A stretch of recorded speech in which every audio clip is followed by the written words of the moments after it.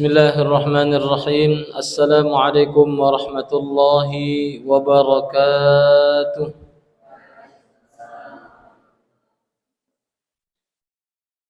Alhamdulillah, wassalatu wassalamu ala rasulillah wa ala alihi wa ashabihi wa mawalah. Subhanakallahumma la ilma lana illa ma 'allamtana innaka antal alimul hakim. Alhamdulillah, kita puji Allah Subhanahu wa taala. Allah Subhanahu wa taala yang memberikan kita segala sesuatunya. Allah Subhanahu wa taala yang memberikan kita nikmat iman dan Islam, serta hari ini Allah Subhanahu wa taala berikan kita nikmat kesehatan, nikmat kelapangan waktu sehingga kita bisa duduk mendengarkan kajian, menambah ilmu pengetahuan kita sehingga kita lebih dekat dengan Allah Subhanahu wa taala, lebih takut kepada Allah Subhanahu wa taala.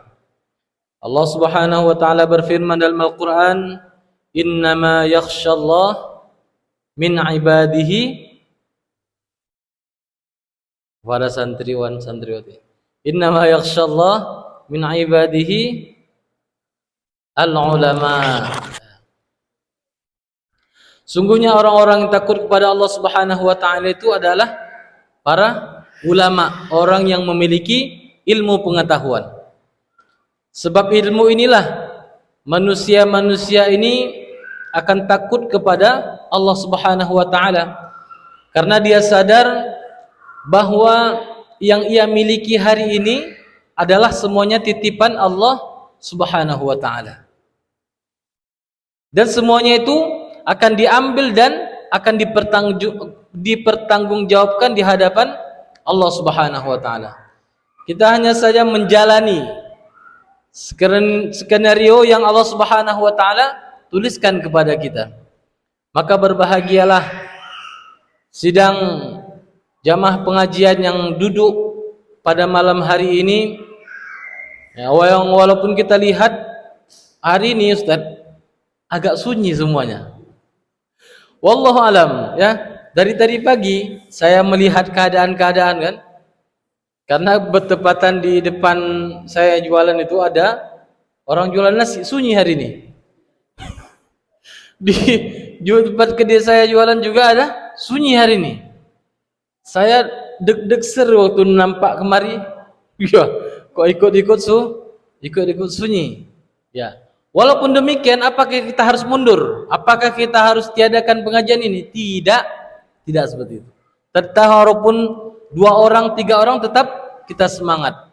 Karena Allah Subhanahu wa taala tidak selalu memberikan kesempatan ini kepada semua orang. Jadi hanya orang-orang pilihan. Jadi Bapak Ibu yang duduk dihadir di majelis ilmu ini adalah orang-orang pilihan Allah Subhanahu wa taala yang Allah undang untuk mendapatkan fadilah yang luar biasa. Duduk di taman-taman surganya Allah Subhanahu wa taala. Alhamdulillah. Selanjutnya salawat serta salam kita sampaikan kepada baginda Nabi sallallahu alaihi wasallam. Seperti yang disampaikan oleh moderator tadi, syafaat baginda Nabi sallallahu alaihi wasallam adalah yang sangat kita harapkan nanti. Di saat hari itu tidak ada orang yang mampu untuk mengangkatkan kepalanya. Tak ada yang mampu untuk berbicara, memberikan alasan di hadapan Allah Subhanahu wa taala. Semuanya tertunduk takut. Nah, di saat itulah kita sangat-sangat mengharapkan syafaat dari baginda Nabi sallallahu alaihi wasallam. Maka dari itu kita memperbanyak salawat kepada baginda Nabi sallallahu alaihi wasallam. Allahumma shalli ala sayyidina.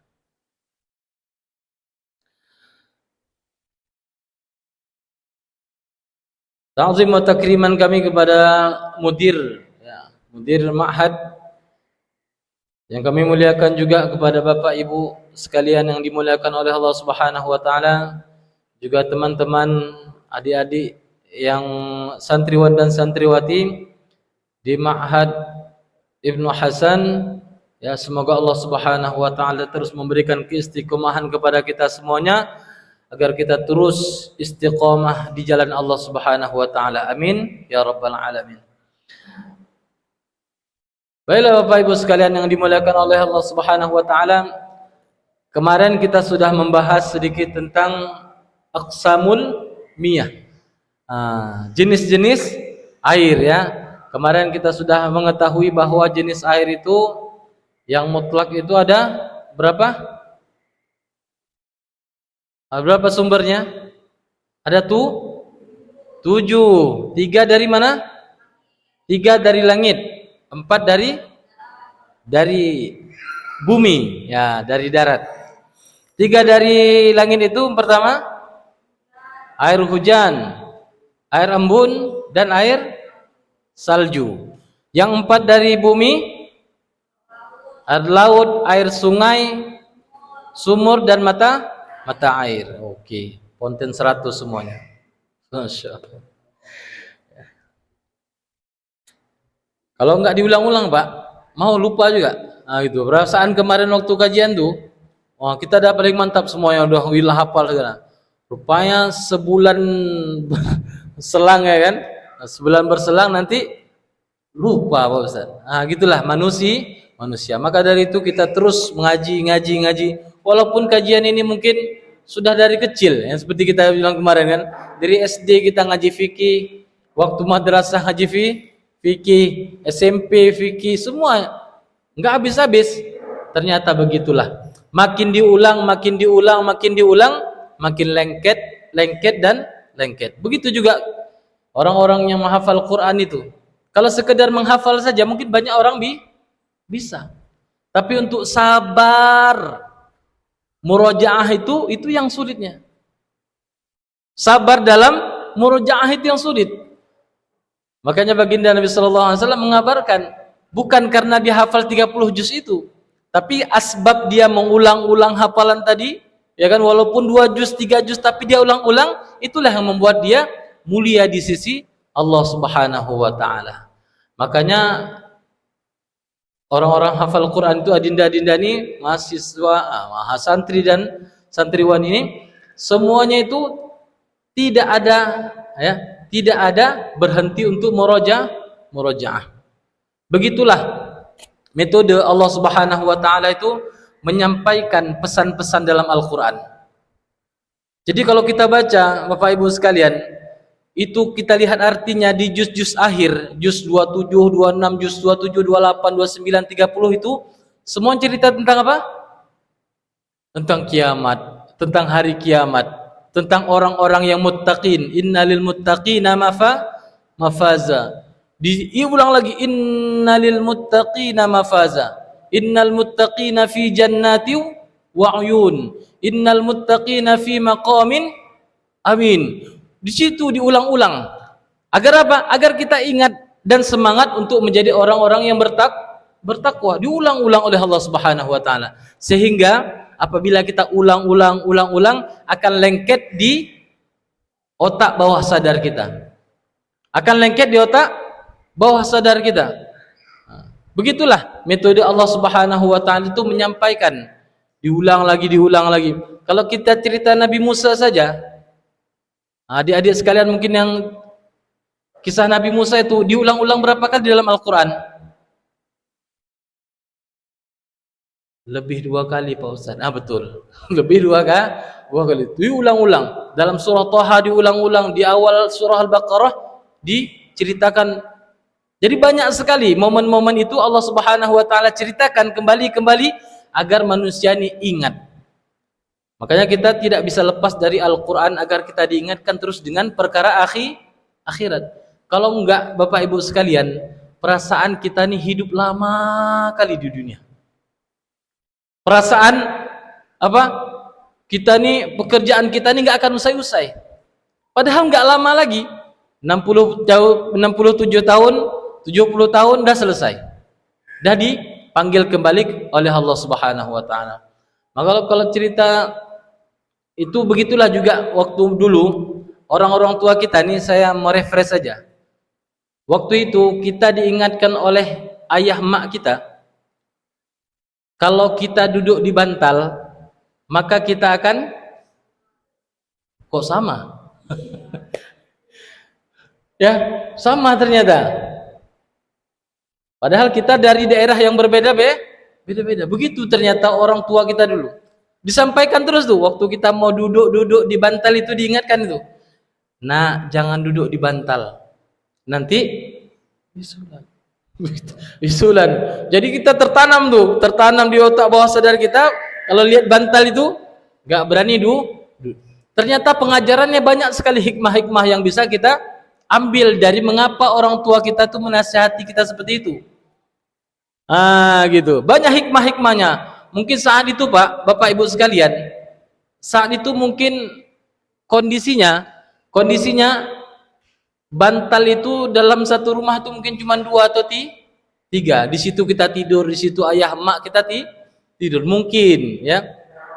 Yang kadang-kadang mungkin kalau dulu nih, cerita dulu kan di kampung-kampung itu kan, ya usia 8 atau 7 tahun itu masih kita main tak kemana-mana, masuk rimba sini, keluar rimba sana, keluar rimba sini, masuk rimba sana. Begitulah main tak kemana-mana, sehingga apa, kadang-kadang enggak terkontrol apa yang ada tinggal di badan kita, sehingga itu tadi dijagalah dengan cara mengingatkan itu tadi.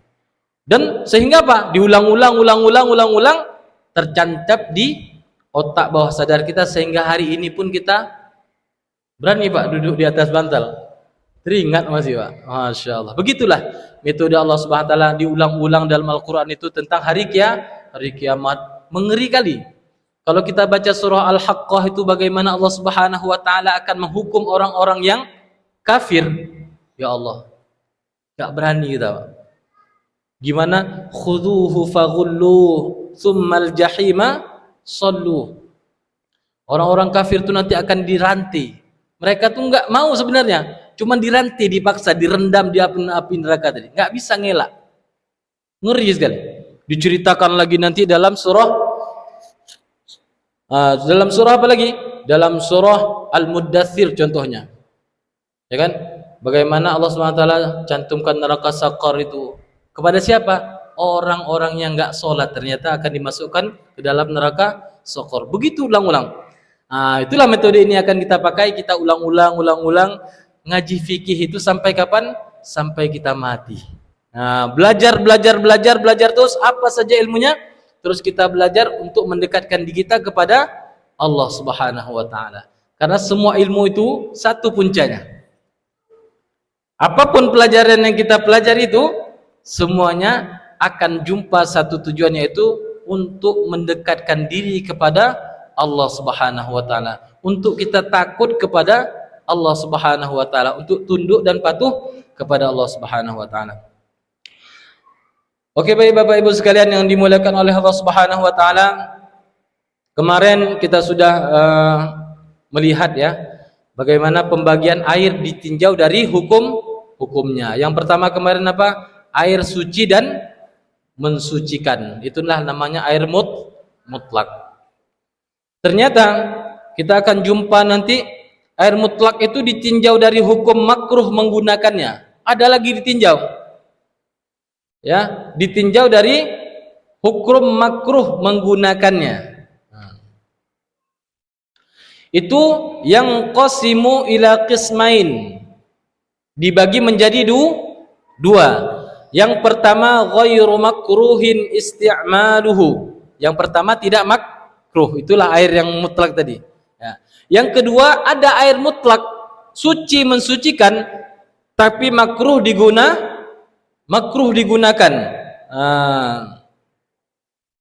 Yang kedua ini terbagi menjadi 4. Ya, air mutlak itu min haitsul karaha, dari kemakruhannya itu dibagi dua, satu makruh, satu enggak makruh.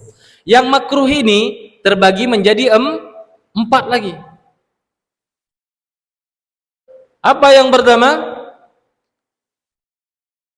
Al-ma'u al-musyammas li khaufil baras. Air musyammas. Air musyammas ini apa? Air yang dipanaskan dengan matahari. Dihukumi makruh itu karena apa? Karena khawatir menyebabkan penyakit belang atau baros namanya. Makanya dimakruhkan.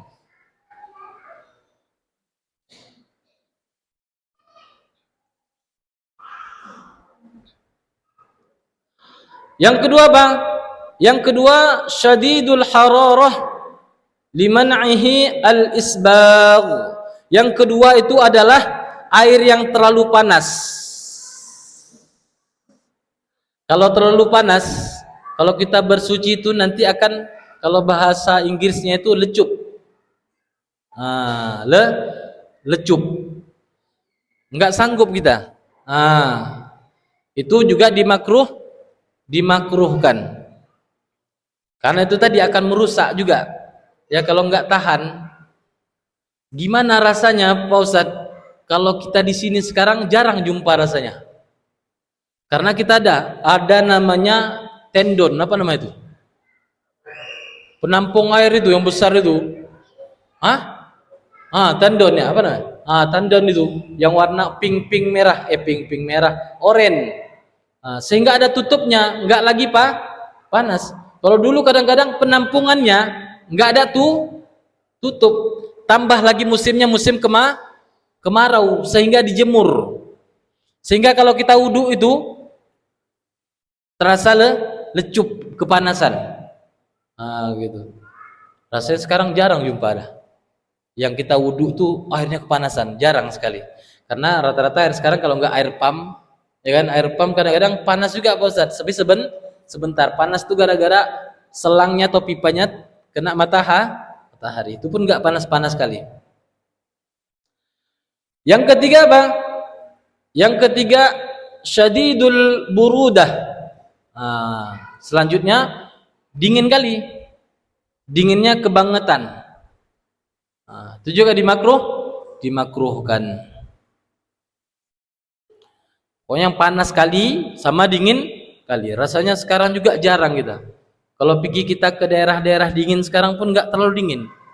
Kalau kita dulu ke Danau Toba, siapa pernah pergi ke Danau Toba? Rata-rata nih wajah-wajah. Wahyu pernah Bang Wahyu? Ke Danau Toba? Pernah ya?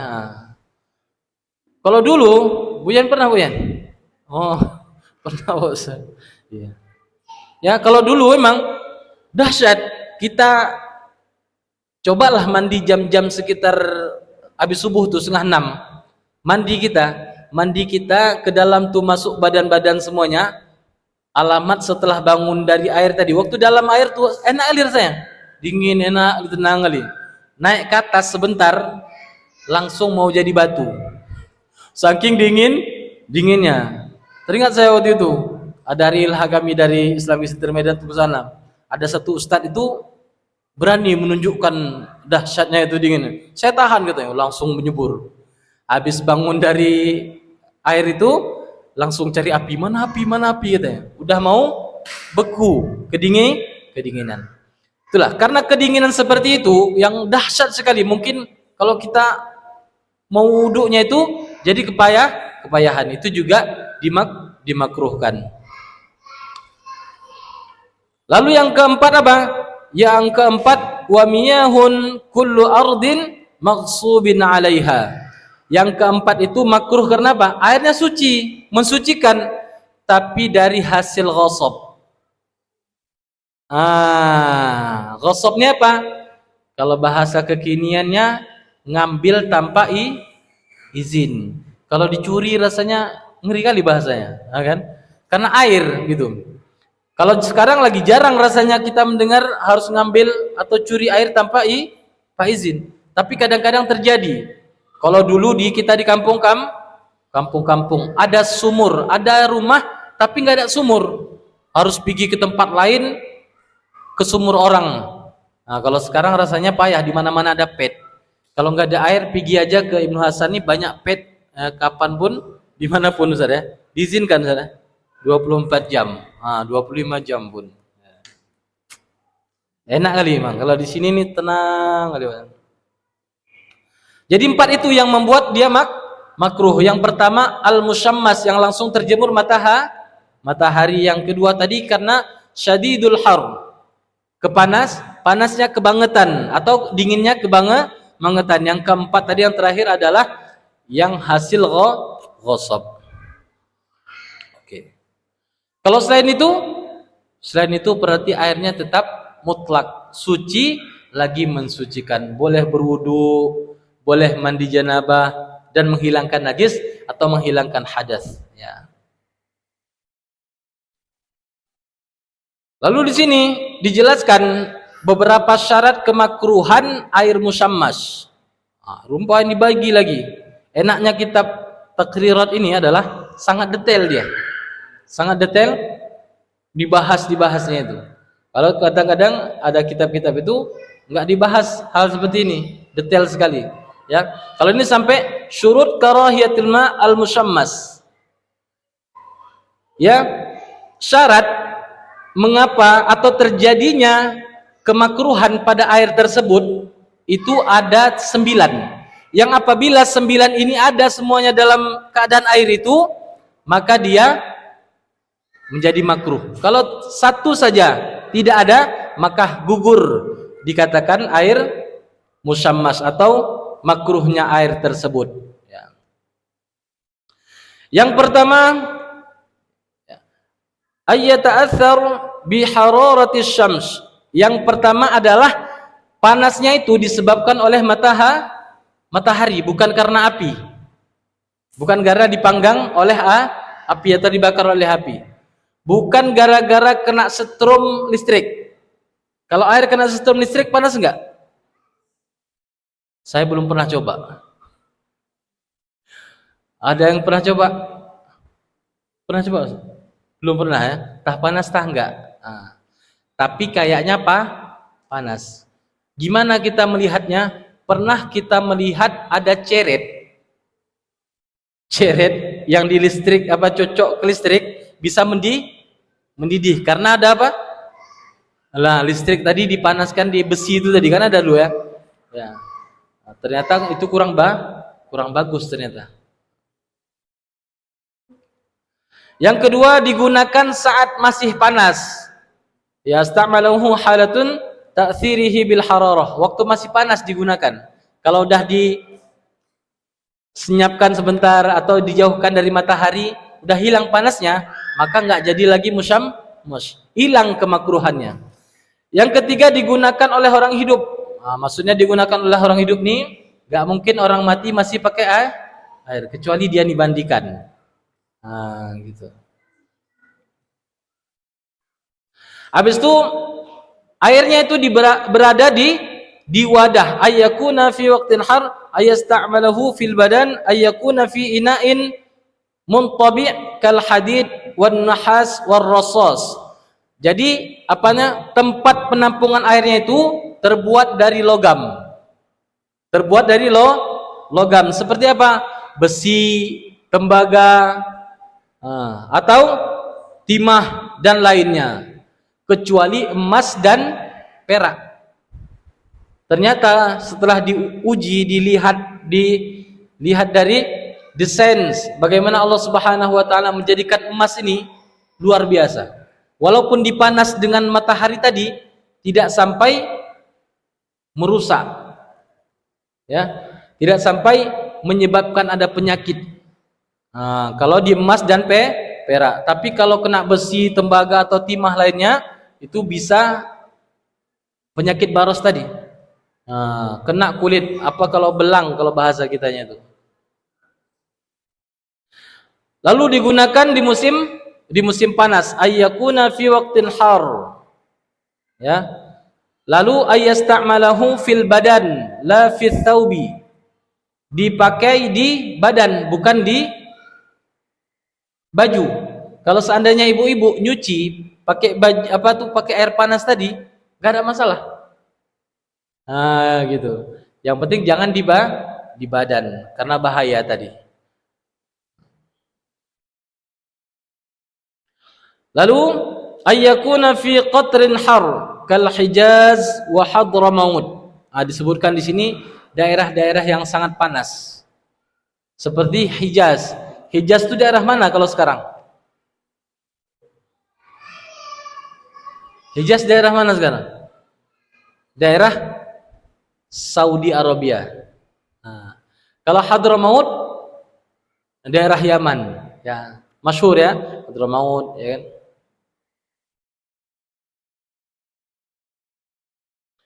Yang terakhir itu tidak ada dugaan kuat akan terjadi bahaya. Jika ada dugaan kuat, hukum bersuci menggunakan air musyammas adalah haram, bukan lagi makruh. Kalau kita seandainya memakai air yang musyammas tadi, yang panas tadi, tapi dia emang kita yakini bahwa ini akan jadi bahaya, bukan jadi jatuhnya kepada makruh, tapi langsung kepada haram dia. Maka disebutkan di sini illatul karahah. Apa alasan maka dimakruhkan? Alasan dimakruhkan air musyammas tadi kenapa? Alasannya itu adalah karat yang keluar dari wadah air musyammas tersebut bisa menyebabkan penyakit belang. Penyakit belang tadi, baros tadi itu. Itulah alasannya mengapa dimakruhkan. Sebenarnya kalau nggak ada terjadi belang itu, maka tidak jadi makruh. Ada. Maka disebutkan di sini Al-Imam An-Nawawi menyebutkan adamal karahah bi dha'fi ma warada fi dzalik.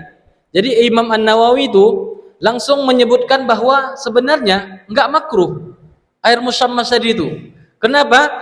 Bi dha'fi ma warada fi dzalik. Jadi dalil yang menyebutkan itu makruh itu sangat lemah. Maka disebutkan di sini, dimasyhurkan dari Al-Imam Asy-Syafi'i, ya. Beliau menyebutkan la akrahal ma al-musyammas illa min jihatil at-tib.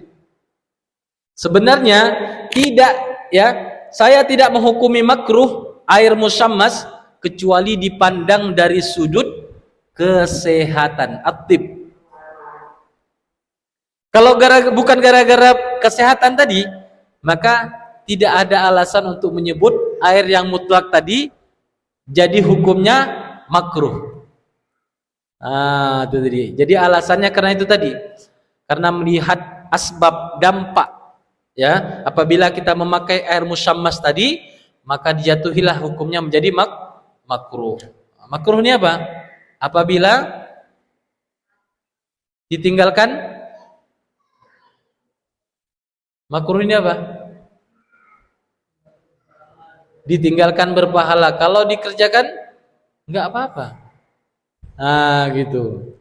Cuman itu tadi, karena melihat aspek daripada kesehatannya, maka itulah Al-Imam Asy-Syafi'i membuat, ya, merumuskan bahwa ini jatuh kepada makruh. Kalau hari ini rasanya seperti saya bilang tadi, payah udah nyari keadaan seperti itu.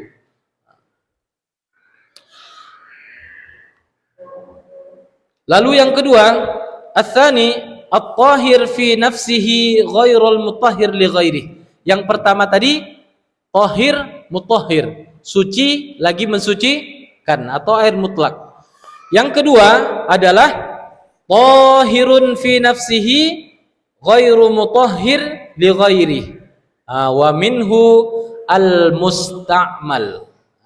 Ini sering kita dengar, ya. Istilah air musta'mal, suci dia, bisa dipakai untuk minum, bisa.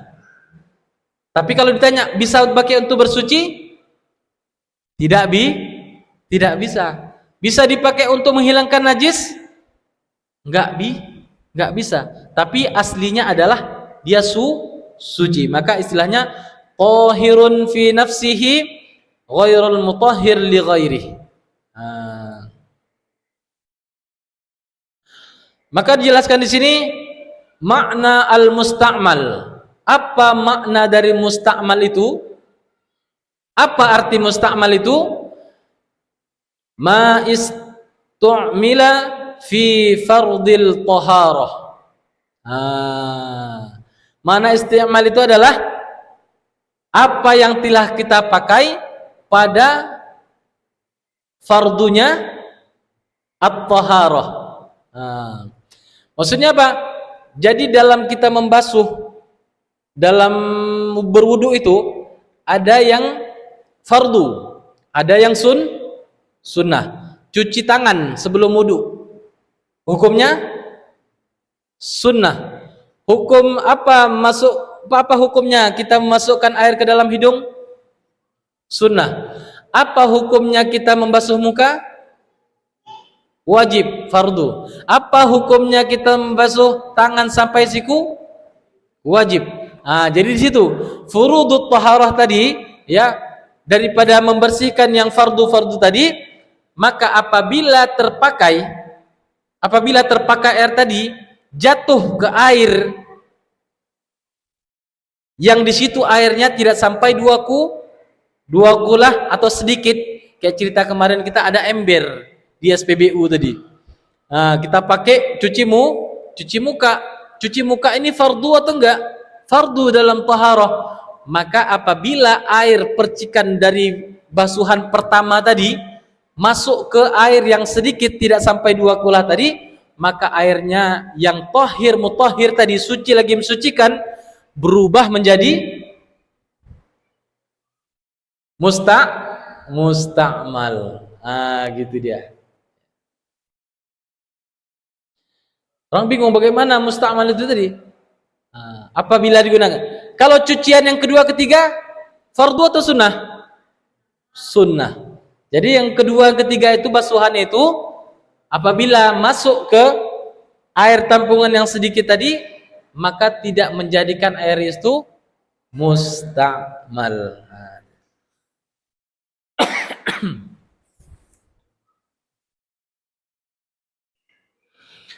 Maka di sini dibilang, ada sebutkan syurutul ma al-musta'mal arba'ah.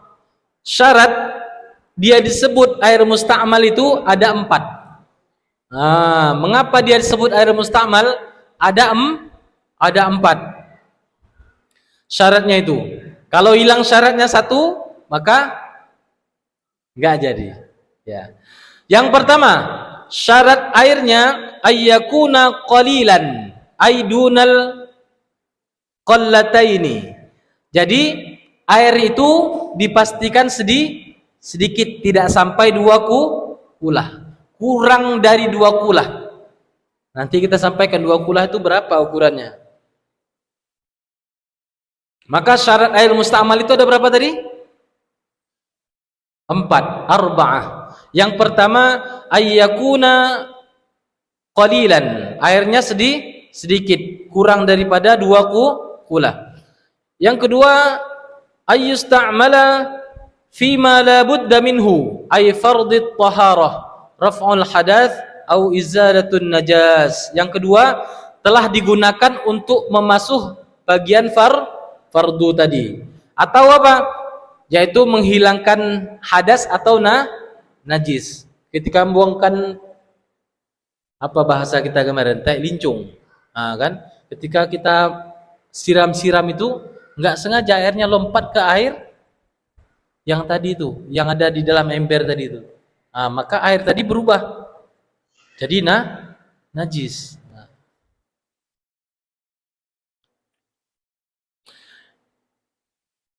Yang ketiga ayyun fassala 'anil 'adwi fama dama mutaraddidan 'alal 'adwi fala yusamma musta'malan. Yang ketiga, sudah terpisah dari tempat yang terbasuh.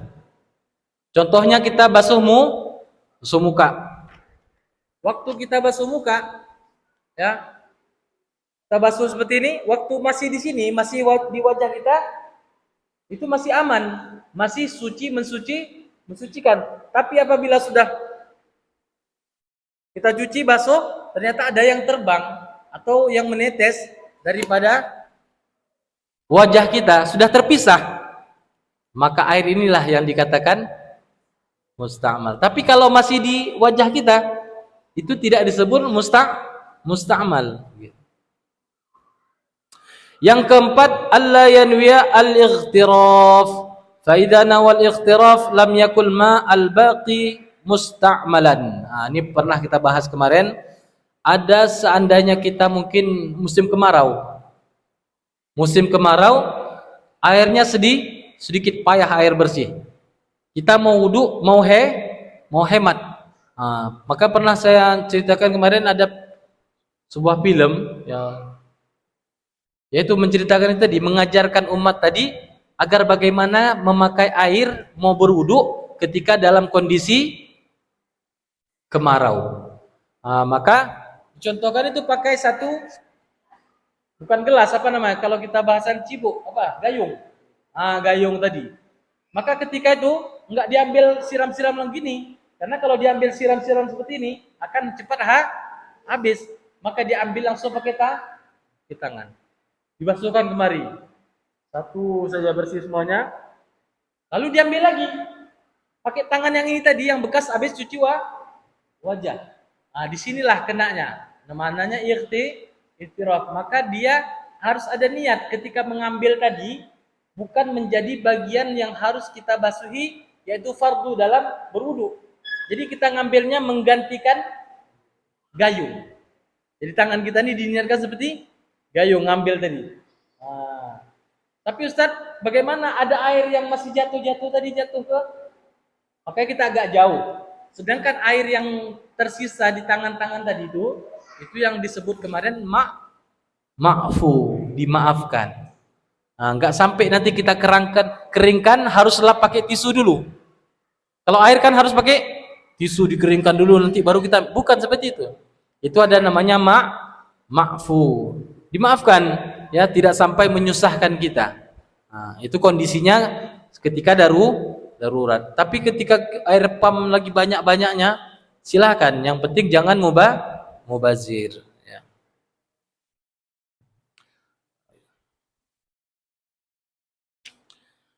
Itu syarat apa tadi? Musta'mal. Ada berapa? Ada 4. Yang pertama, ayyakuna qalilan, kurang dari 2 kula. Yang kedua, sudah terpakai kepada yang fardu tadi ya. Yang ketiga, berpisah dari tempat yang terbasuh.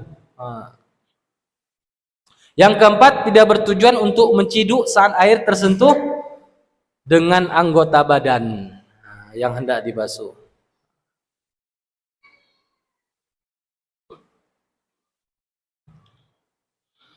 Maka ada pembahasan di sini, hukmul ma al-mutlaq idza taghayyara bisyai'. Ada pula hukum air mutlak yang berubah dengan perkara lain. Yang berubah dengan perkara lain, ya. Maka hukmuhu kal musta'mal, tahirun fi nafsihi wa la tajuzu at-taharah bihi bisyurut. Fa idza ikhtalla syurutun minha jazat at-taharah bih. Jadi hukumnya seperti air musta'mal, yaitu suci, tapi tidak dapat digunakan untuk bersuci dengan beberapa syarat. Jika salah satu syarat tidak terpenuhi, hukumnya sah bersuci dengan air ini. Syarat-syaratnya seperti apa tadi? Pertama, perubahan air disebabkan perkara suci. Ya, bukan perkara najis. Ayyakuna at-taghayyur bitahir. Bukan perkara najis. Tapi kalau perubahannya itu dengan najis, maka air tadi jadi najis. Lalu perubahannya disebabkan perkara yang mencampuri mukhalid seperti kal qahwah. Ayyakuna taghayyur bi mukhalid ka qahwah. Wa amma idza al-mujawir ka'ud fala yadurru fatasihhu at-taharah bi. Kalau air tersebut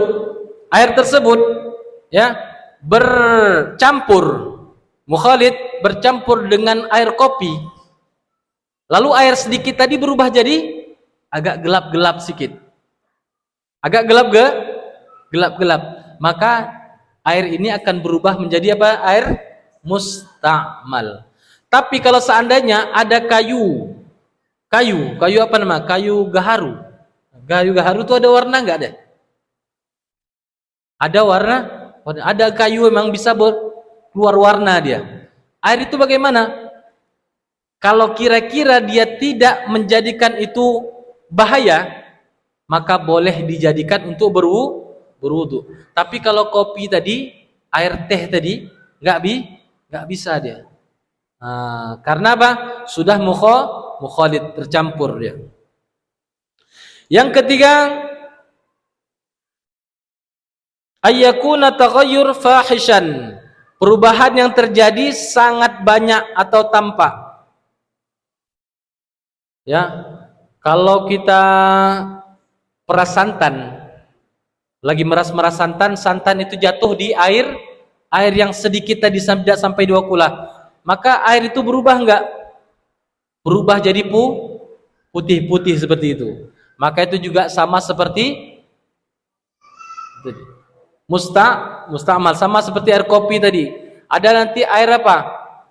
Tumpah kuah, lagi masak kita, ibu-ibu, lagi masak kita, tumpah di air itu tadi, yang airnya nggak sampai 2 kula, maka sama, air itu juga tidak bisa lagi dipakai untuk bersuci, ya, tidak bisa lagi dipakai untuk nyuci ikan, menghilangkan darah-darah di daging, nggak bisa lagi, karena sudah menjadi musta'mal.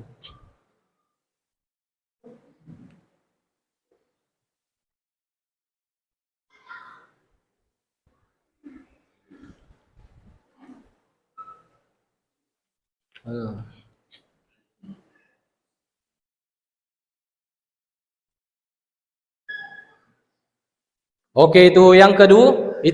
Yang pertama tahir mutahhir, suci lagi mensucikan. Yang kedua namanya air tahirun fi nafsihi wala mutahhir li ghairihi.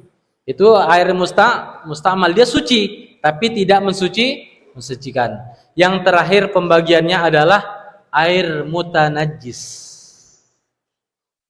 Air najis atau mutanajjis.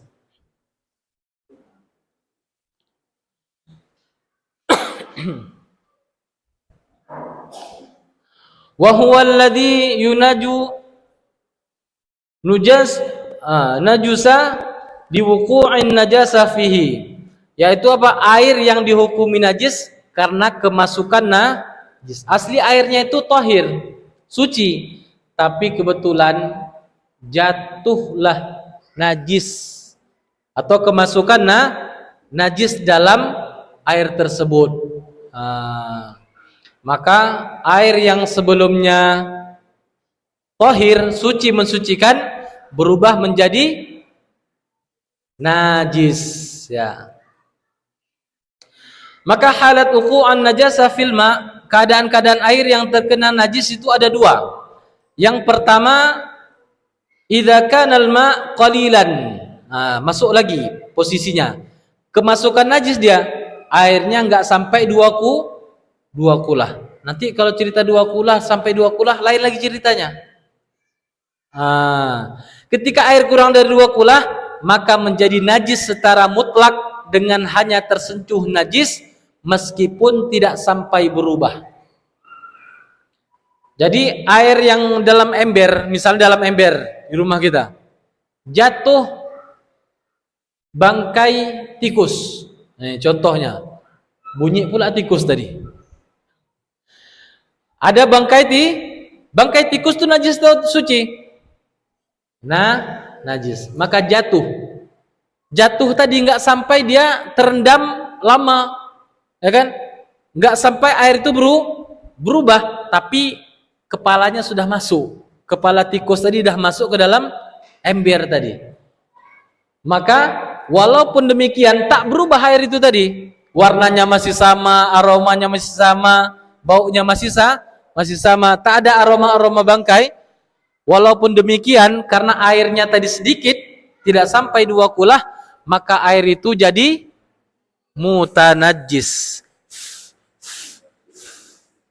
Dah habis. Bismillah, ada lagi. Saya kira dah habis. Alhamdulillah. Bismillah. Bismillah. Insyaallah.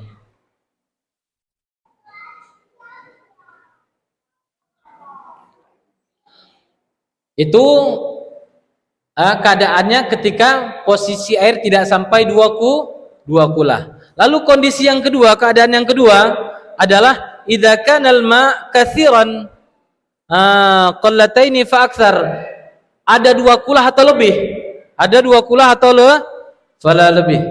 Fala yutanajjasu illa idza taghayyara launuhu aw ta'muhu aw ruhuhu walau taghayyara yasiran. Yang kedua, perubahannya disebabkan perkara yang mencampuri. Yang tadi najis tadi adalah airnya banyak, 2 kulah atau lebih. Tidak dihukumi najis ketika terkena najis, kecuali terjadi perubahan pada launuhu, warnanya, au ta'muhu, atau rasanya, au rihuhu, atau baunya. Jadi kalau seandainya air banyak tadi, masuklah apa tadi, bangkai tikus tadi, airnya 1 bak besar. Di sini ada bak, Ustaz? Ada ya, baknya besar. Kalau untuk anak kecil-kecil tuh bisa jadi kolam berenang gitu. Kalau abang-abang ini nggak bisa, karena sudah besar, habis airnya langsung. Jadi ketika kondisi seperti itu, airnya banyak, 2 kulah atau lebih, maka walaupun masuk najis tadi, sebangkai tikus atau segala macamnya, tapi tidak berubah 3 perkara ini, apa tadi? Warnanya, rasanya, dan baunya, maka air itu tidak menjadi najis. Tapi kalau seandainya 1 di antara 3 ini mungkin sudah berbau, nggak ada warna, tapi sudah ada baunya, rasanya kita rasa masih bisa diminum nih. Mau ganti? Enggak? Oh, boleh. Waktu kita rasa-rasa sama, tidak ada rasa yang pedar atau apa gitu kan. Sama rasanya seperti air biasa. Waktu kita minum, seger aja gitu. Nggak ada hal-hal yang kira-kira nggak enak. Gitu. Ini juga belum tentu. Maka yang 3 ini dipastikan tidak ada. Bisa dia berbau, tapi nggak ada rasa, nggak ada warna. Ada berwarna, nggak ada bau, dan nggak ada rasa. Atau ada rasa, nggak ada warna atau nggak ada baunya, tapi waktu kita rasa kok udah lain. Maka apabila ini terjadi, maka air yang banyak pun berubah menjadi air mutanajjis. Kalau kita lihat sekarang ini mungkin agak jarang ya. Kalau dulu ya saya kisahkan, mungkin pernah kejadian di kampung saya dulu. Ada orang jahat. Oh, Masya Allah. Ada orang nakal. Kalau kita bilang jahat, ini kayak jahat dia. Jadi dia agak nakal sedikit. Nakal sedikit di kampung itu. Jadi dia, mohon maaf kita sampaikan, dia buang yang besar di sumur yang punya wawak itu, gara-gara dia benci sama wawak itu, nggak dikasih, minta kelapa.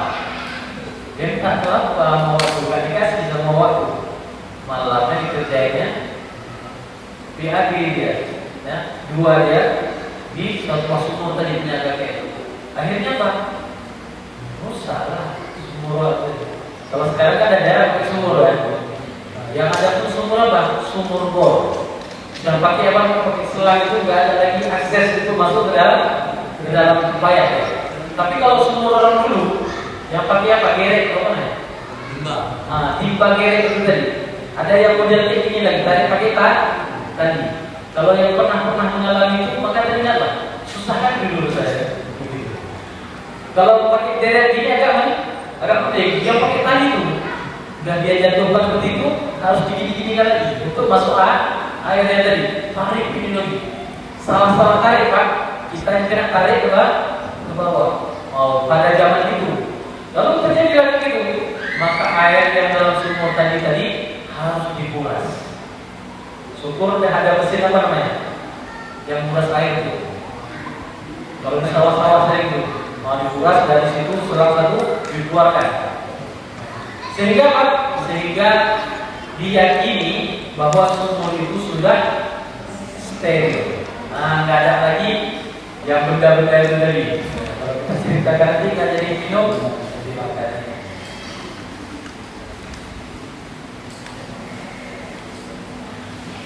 Maka di sini jelaskan qiblatain itu berapa?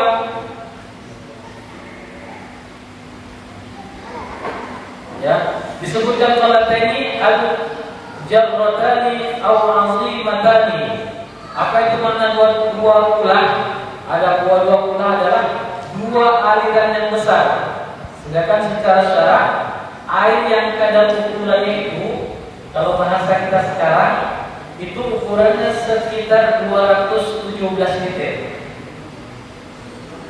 Nah,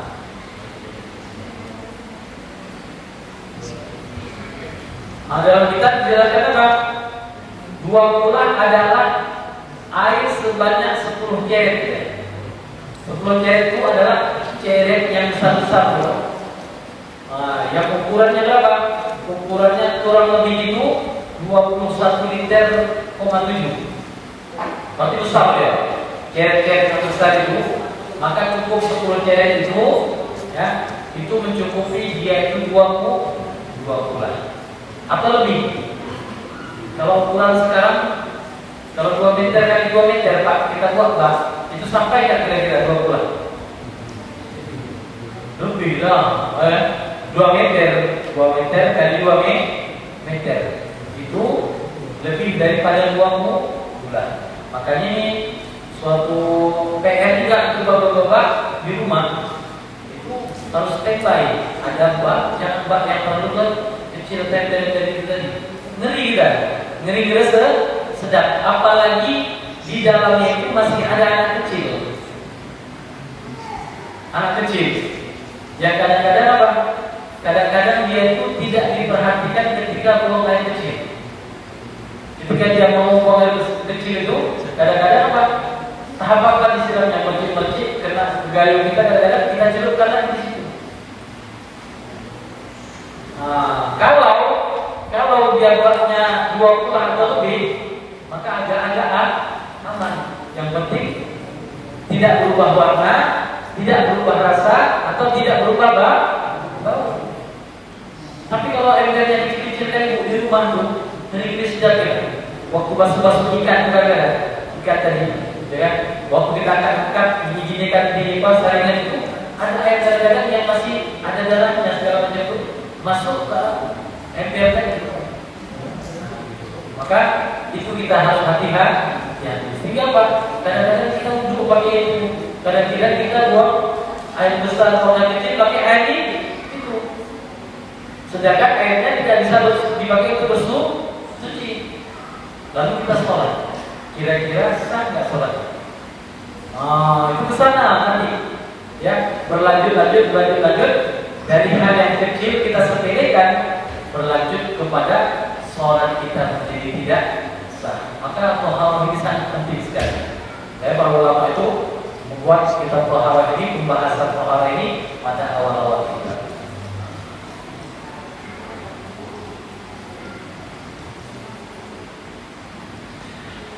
Lalu ada pertanyaan, ketika ada air terkena najis, namun kita ragu, ya, airnya banyak, lebih daripada 20 pulang, lalu terkena najis. Tapi kita ragu-ragu Pak, ini ada perubahan atau enggak nih? Kita rasanya macam enggak ada rasa, tapi macam-macam ada rasa. Ragu-ragu kita. Warnanya kita tengok macam-macam aman nih, tapi ada agak-agak ragu kita masih. Ya, atau dari aromanya kita cium macam ada ragu lah. Pokoknya masih meragukan antara dia dan tidak. Bagaimana? Apakah diperbolehkan bersuci dengan air tersebut? Ibu-ibu gimana? Airnya banyak nih. Tapi kita ragu waktu kita lihat ada masuk tadi bangkai tikus tadi. Tapi waktu kita rasa-rasa ragu kita, macam ada enggak. Waktu kita cium macam ada, macam enggak. Ragu-ragu masih ini. Biar warnanya pun kayak itu masih meragukan. Kira-kira boleh enggak dibasuhnya itu bersuci? Tidak. Kalau bapak, kalau abang nih boleh. Masya Allah. Jadi dua jawabannya. Yang satu tidak boleh, yang satu boleh.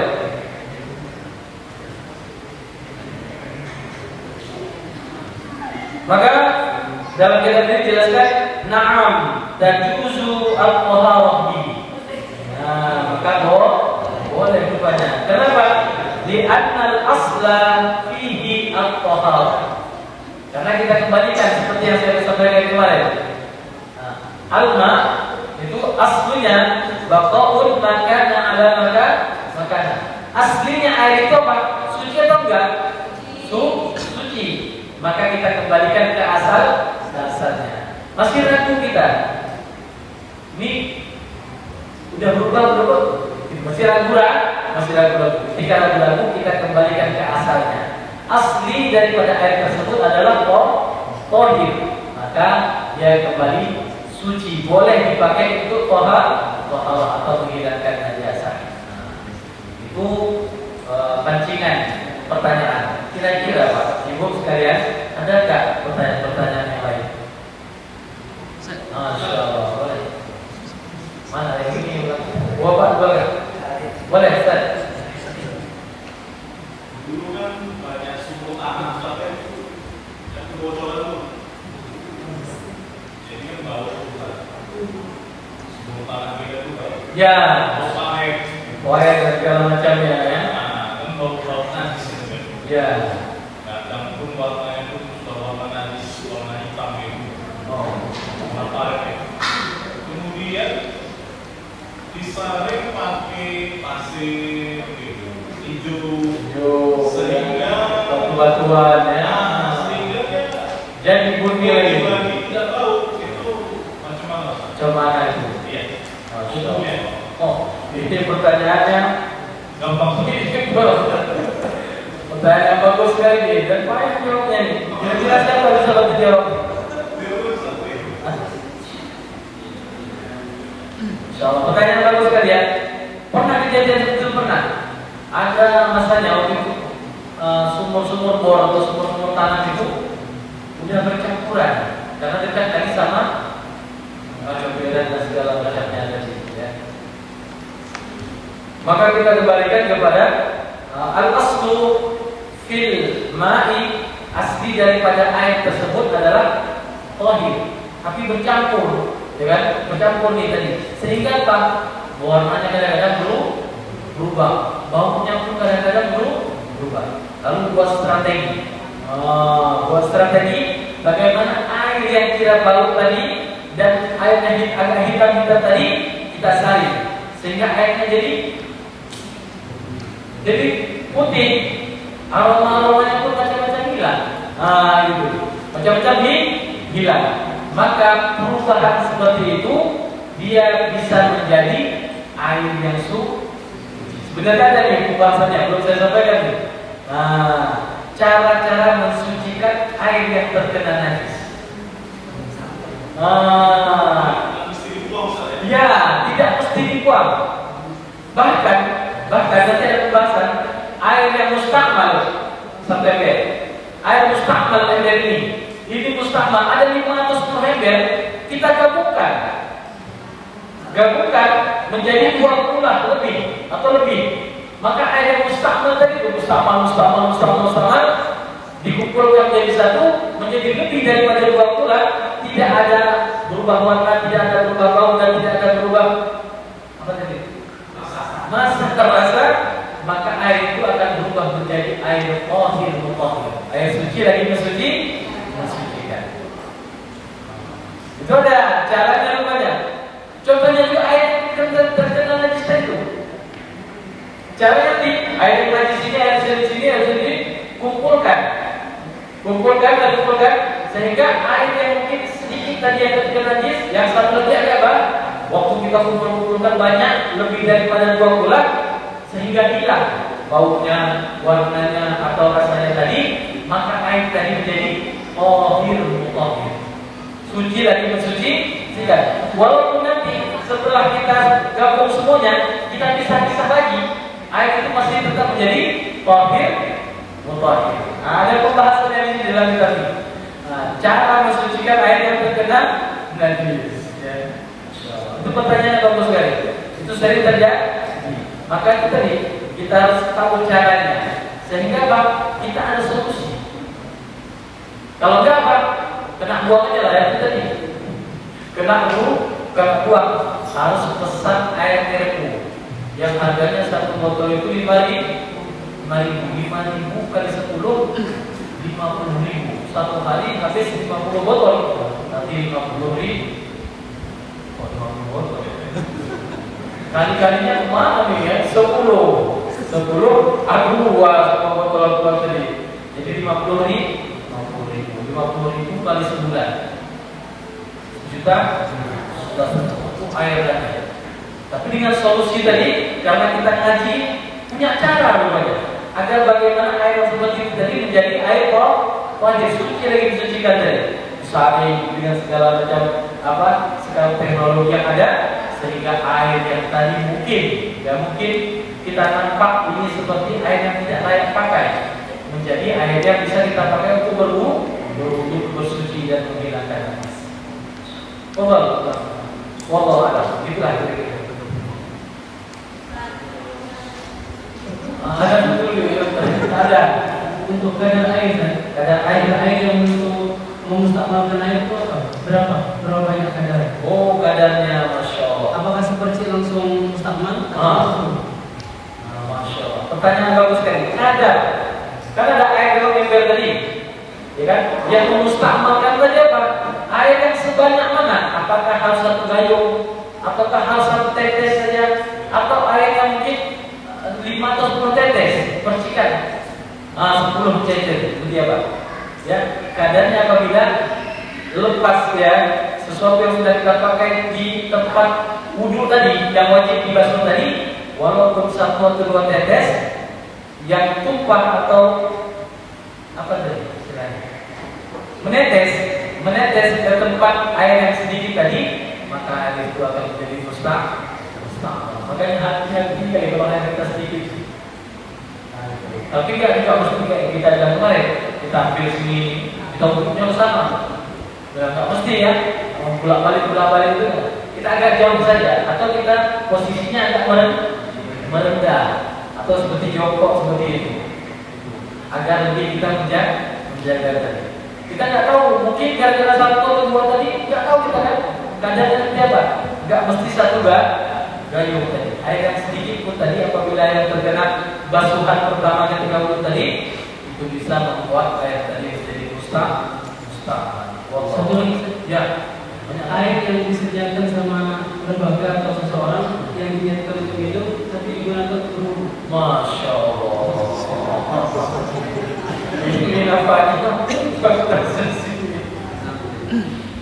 Air ya yang disediakan oleh lembaga atau tempat ya, air itu sudah dibilang air minum ya. Tapi datang 1, 2, 3, 4, 5, 7 orang tadi dipakai untuk berwudu, kadang-kadang cuci tangan habis makan cuci tangan aja gitu. Gimana itu hukumnya? Masya Allah, itu yang hal-hal yang tidak disukai ya. Saya cerita sampai pada hal juga dia, ya. Tapi tidak disukai. Kalau bisa dihindari hal-hal tersebut. Karena apa? Karena sudah dibuat sesuatu itu pasti ada kemaslahatannya. Data kita dibuang sia-sia atau hal-hal yang tidak berguna itu.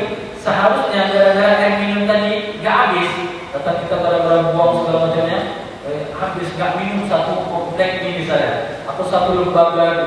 Gara-gara itu tadi perkara-perkara yang dibuat kendali tadi, maka sebaiknya ditinggalkan. Wallahu a'lam. Boleh Bu, satu lagi. Ya Bu. Ayat dalam bak. Oh, masya Allah. Betul. Ini sering ya terjadi di masjid-masjid atau di musola-musola. Ayatnya dalam bak besar, banyak besar 2 meter atau lebih bahkan ya. Ada saya tengok orang wudhu dalam itu terus. Masuk terus segala macamnya ya. Bagaimana hukumnya? Hukumnya boleh ternyata. Cuman untuk awalnya istilahnya kebiasaannya itu agak-agak gimana gitu. Waktu kita basuh kadang-kadang bapak-bapak yang maaf yang ada jenggot yang saya nih jatuh jenggot dari 5 biji situ. Goyang-goyang gitu dia gitu ya. Walaupun dari hukumnya itu boleh karena dia lebih 2 bulan. Tapi ahsannya lebih bagusnya diambil air walaupun nggak pakai cibuk boleh, nggak pakai gaya boleh. Yang penting airnya dipastikan tangannya tadi sudah dicuci, nggak ada lagi najis di tangannya. Boleh diambil tapi bawa keluar kalau bisa. Gitu. Jangan langsung di situ. Ada lagi apa? Habis kumur-kumur. Habis orang yang mau duduk selanjutnya nggak jadi udah pindah dari masjid lain. Yang masjid lain tutup pula, nggak jadi sholat gara-gara itu. Bahaya akhirnya kan. Gitu. Jadi urufnya kebiasaannya itu tadi kita harus jaga juga. Gitu. Sering kita cerita sama bapak-bapak di rumah kadang-kadang boleh Ustaz sholat pakai sarung nutup sampai kemari. Sah nggak sholatnya? Sah gitu. Kan karena aurat laki-laki kan dari mana? Sah sampai ke lutut gitu. Jadi pakai sarungnya tinggi sedikit sampai kemari, sampai bawah. Sah-sahnya sah. Tapi kalau kita lihat dari adabnya kepada Allah SWT itu bagus. Seperti itu ya tadi. Misalnya, oke ya wudhunya tetap sah. Ayatnya pun nggak jadi masalah. Yang penting jangan ada musik-musik lah itu wudhu.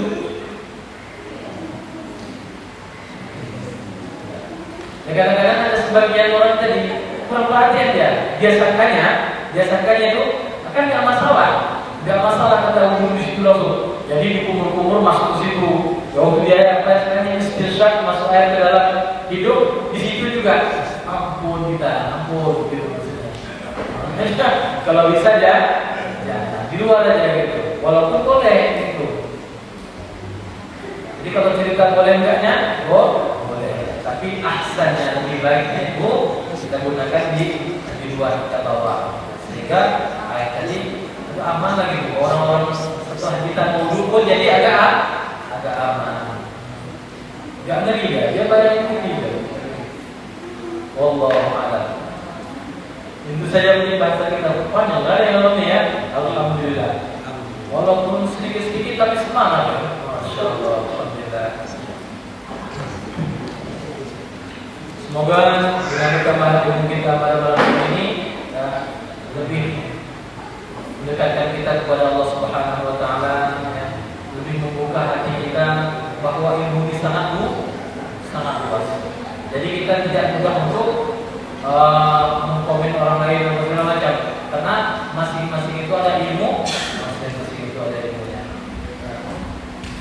Semoga apa yang kita dapatkan malam ini juga bisa kita amalkan dalam kehidupan kita sehari-hari, sehingga pahalanya terus mengalir. Kalau bisa kita ajarkan kepada orang-orang yang belum mengetahuinya, anak-anak kita mungkin atau istri yang lupa kita bawa, bisa kita kasih tahu, kita ajarkan. Semoga ilmu itu terus sampai kepada anak cucu kita. Amin.